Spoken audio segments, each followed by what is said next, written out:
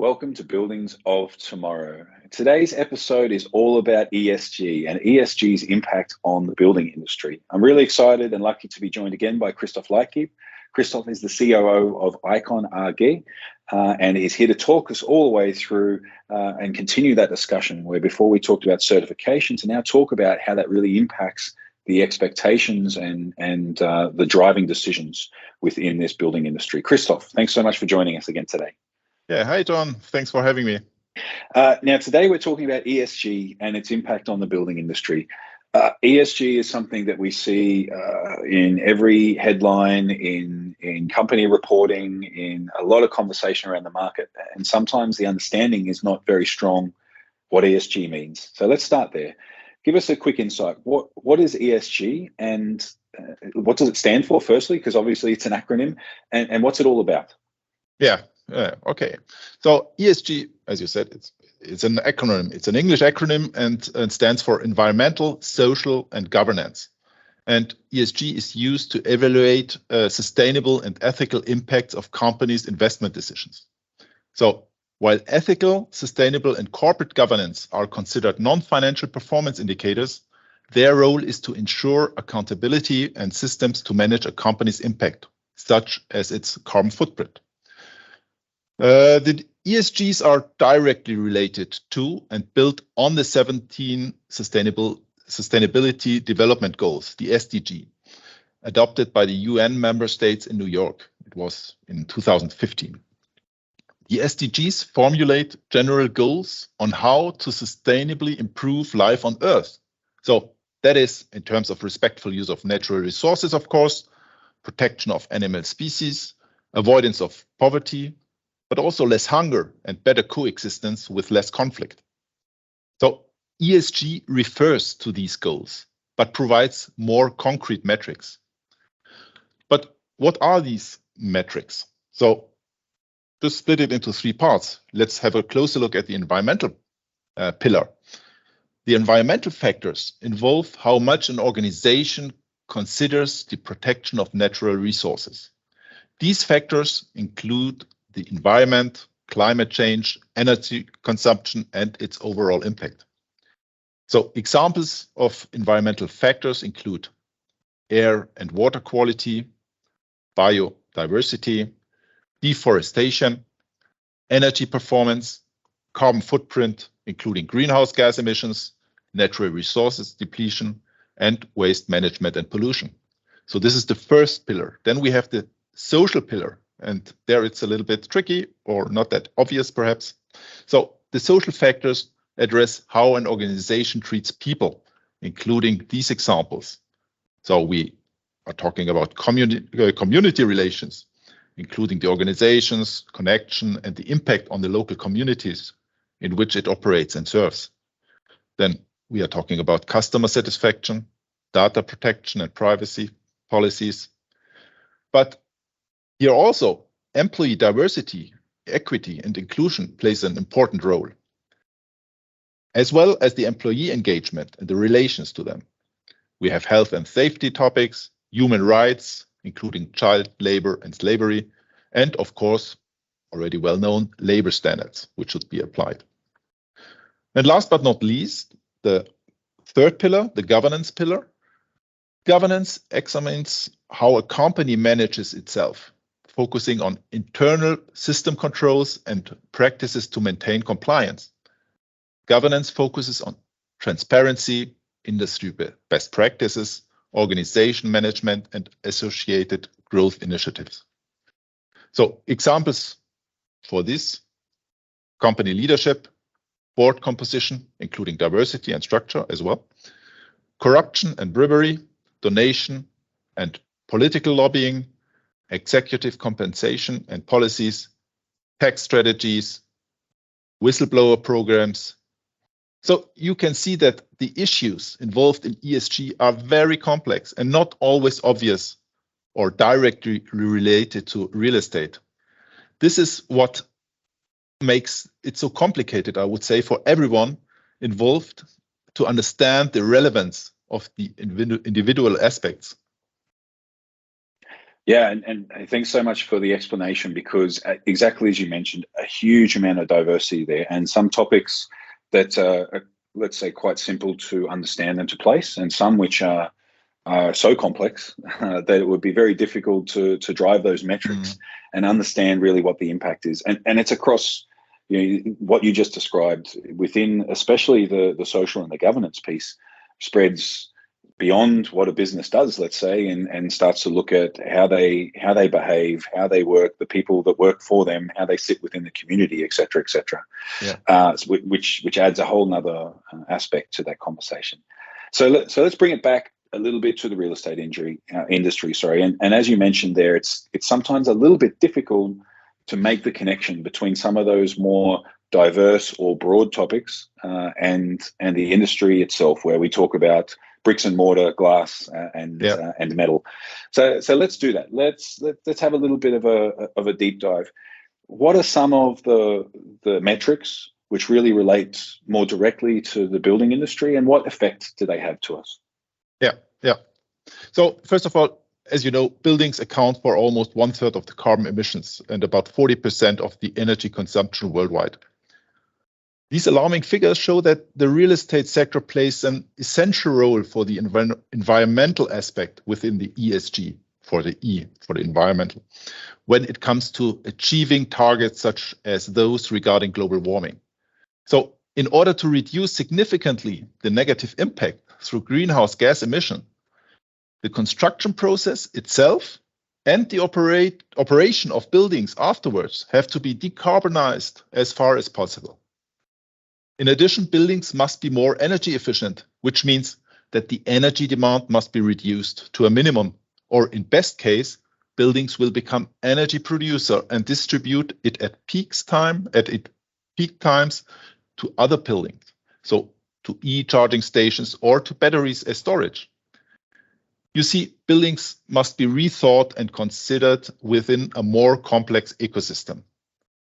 But ESG is not only limited to these environmental metrics. Buildings do have significant impact in the social area of ESG as well. For example, we spend 90% of our time in buildings. We work together and meet at places that should provide a high quality in terms of users' well-being, and that should also stimulate human interaction. So this is a clear call for action for developers, architects, and landlords to pay more attention to the design in general, but also to healthier and more sustainable materials.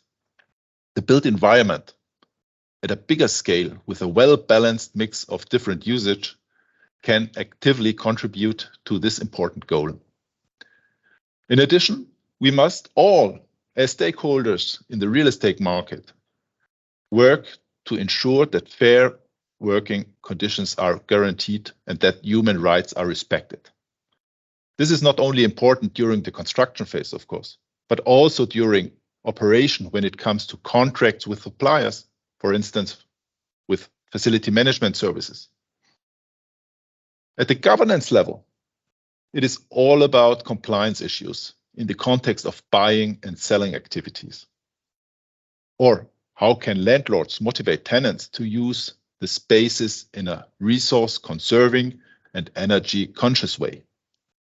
To this end, green leases create the right incentives.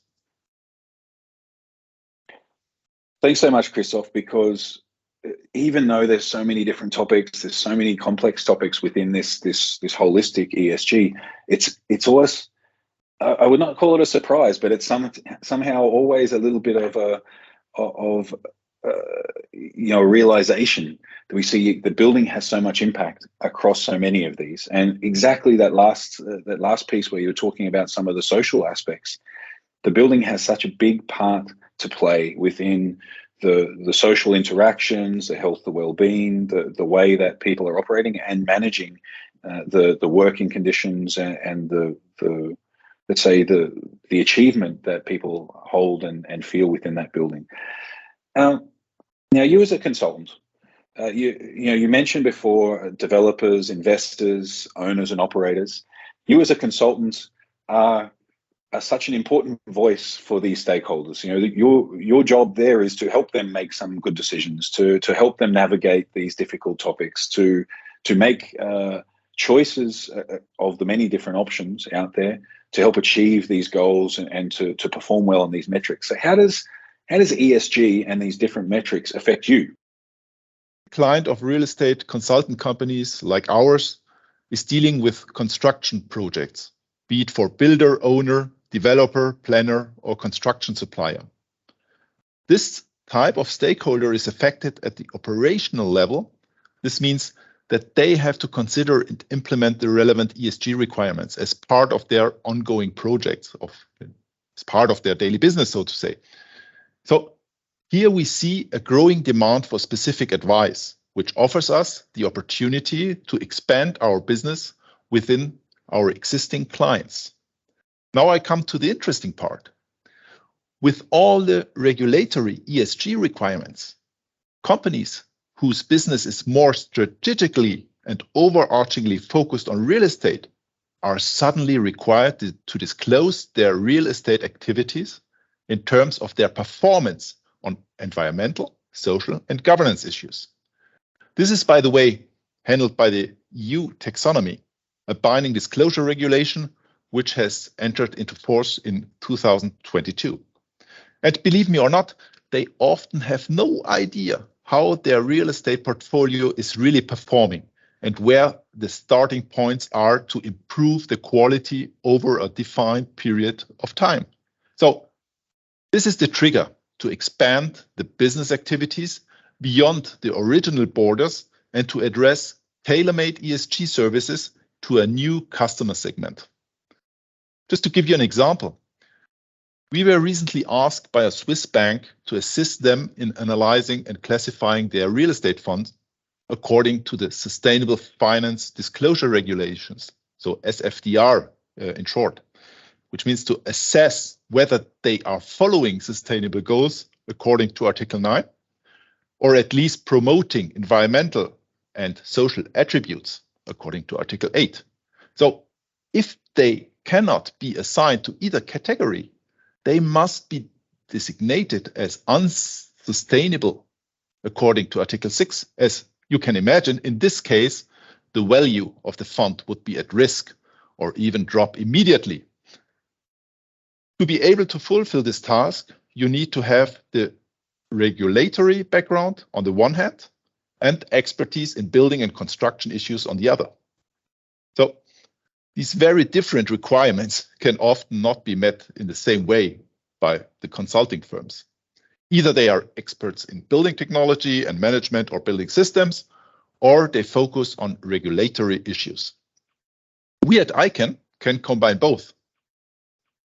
If we went back maybe even just 10 years, this conversation would not be on the table for us. And it's something that as an industry, and as we understand more and more the impact that the built environment, the space that people spend their time in, and then also, of course, the large impact that we have across all of society from a sustainability perspective in particular, makes this more and more important. So I have one last question, but just very quickly before we get to that, how, for you, is that a reasonable summary? Do you think that today this conversation is so important, and yesterday it wasn't?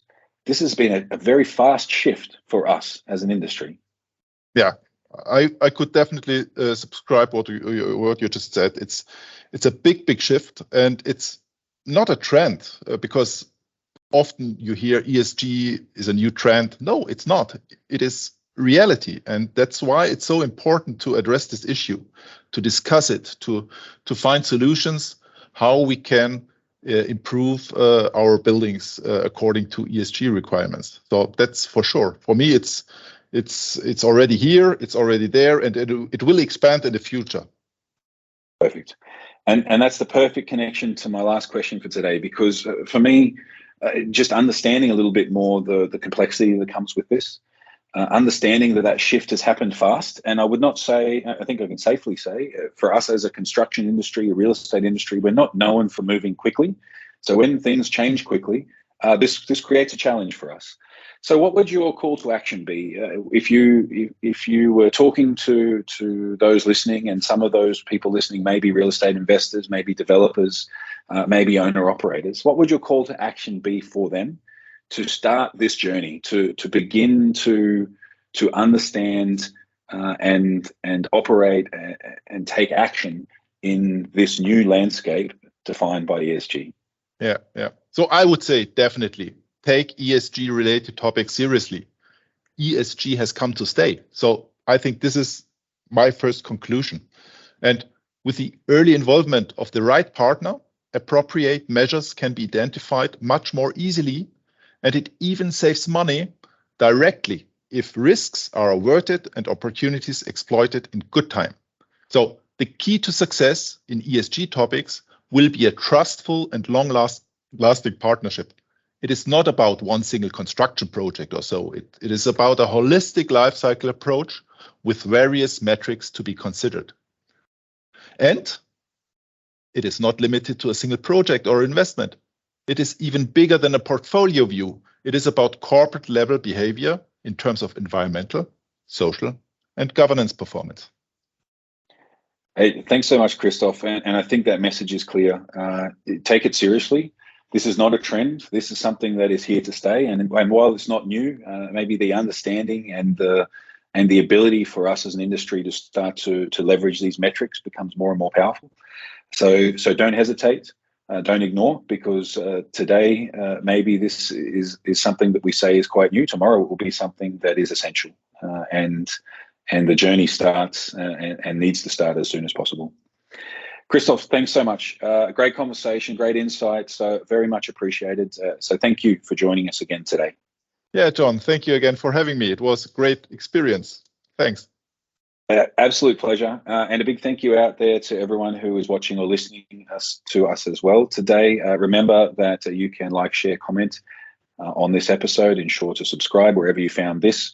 And also remember to keep your eye open, because every couple of weeks we have discussions like this with Christoph, where we talk about some of the big drivers, the big topics within the industry. And it doesn't get much bigger than the conversation today around ESG, because the impact across whether it's an individual system, an individual technology, or like Christoph mentioned in his summary at the end there, right through to the operation and the behavior of a business, ESG is something that will continue to drive the decisions that we make from a technology and also from an operational perspective. So thanks again, Christoph, and thanks to everyone listening, and we'll see you very soon.